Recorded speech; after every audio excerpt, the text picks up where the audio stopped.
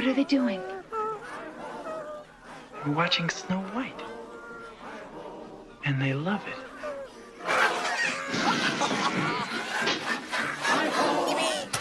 Gremlins. Did you have fun doing that? I had a blast doing that. It was so much fun, so creative. It was my first motion picture. Mm-hmm. And to do a Joe Dante Steven Spielberg movie, your first motion picture, it was a blast. It was so much fun. It killed my throat. My first day working on the film, I was so nervous. I drank just like gallons and gallons of coffee. And driving home, I was still living with my parents, and driving home, I drove home Benedict Canyon, and the coffee just made me sick. And I passed out on the road. And when I woke up, the front tire was hanging over the edge of Benedict Canyon.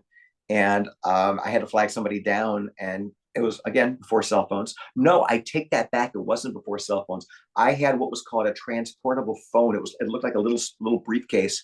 Mm-hmm. And I was able to call 911.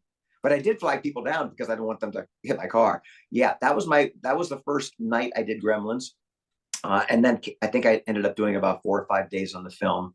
And it was so exciting. It was so cool. You know, talk about a surprise, right? I remember when that came out and going to see it in the theater going, I don't know what to make of what this is. But after I saw it, I was like, that was fun. That was a fun movie. And everyone in it is so good. So on your 5 days, like, do you ever look at the film and be like, oh, there's my moment? Saw it for the first time since I think I first saw it this past Christmas. Because people think of it as a Christmas movie. I didn't. But I watched it trying to remember bits and pieces that I did. Mm-hmm. And now, by the way, again, just like when you record a cartoon, you don't know which actor or which take they use in the finished product. But pretty sure I did the voice of the gremlin exploding in a microwave. Mm-hmm. Pretty sure I did the gremlin on the ceiling fan that goes flying into the jukebox. Right. I heard little bits and pieces. I remember there was one bit in the movie theater where one of them gets up to leave and the other one yells out after him, "Milk duds," or something like that, to bring back milk duds. We did a lot of improvisation.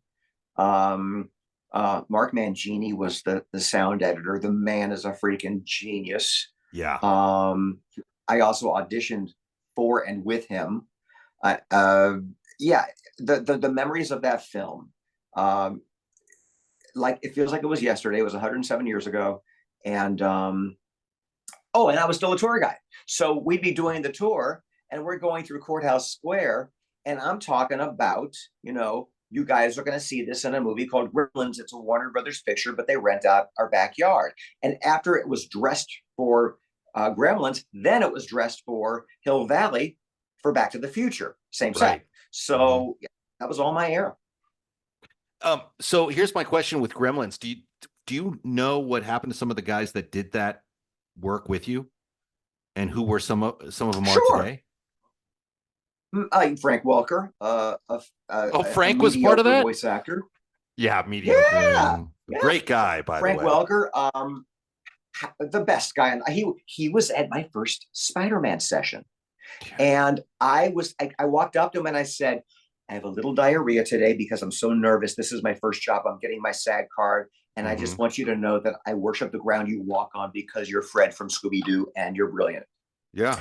And every take out of my mouth, he gave me the thumbs up or the perfect okay sign just to make me feel good. He is, to this day, one of the gems in our industry. Could not be a nicer guy. Howie Mandel was in Gremlins, and I was a huge Say It Elsewhere fan at the time, which was his show. And there was a rapist on the loose on Say It Elsewhere, and they didn't tell you who he was at this point when I was recording the film. So I walked up to him and I said, "Is it Dr. So-and-so?" And he goes, "How do you know that?" I said, "Because I'm putting it all together. I think it's Dr. So-and-so." He goes, "It is, but don't tell anybody because it's not going to come out for 6 months." I said, "I won't sell a soul." Michael Sheehan was on that film. A huge legend at Hanna-Barbera was Bam Bam in a Pebbles and Bam Bam series. Before that, tons of Hanna-Barbera shows. Peter Cullen, I think, was in that. I'd have to go back and look at the credits. But by the way, it's also my only credit with my real name because my real name is Bob Berger. And I had to change it when I joined SAG because there was already a Bob Berger in SAG. So Gremlins I was recording it and it was under contract just as I was changing my name through the union. So it's the only credit that has Bob Berger. Nice little historical footnote there for the rest of us. What a great movie to kick off sort of your live action film career with. That's such a legendary moment. NMOSD can blind you, paralyze you, or even kill you in a matter of minutes. But we're close to a cure. And with that cure comes a cure for cancer.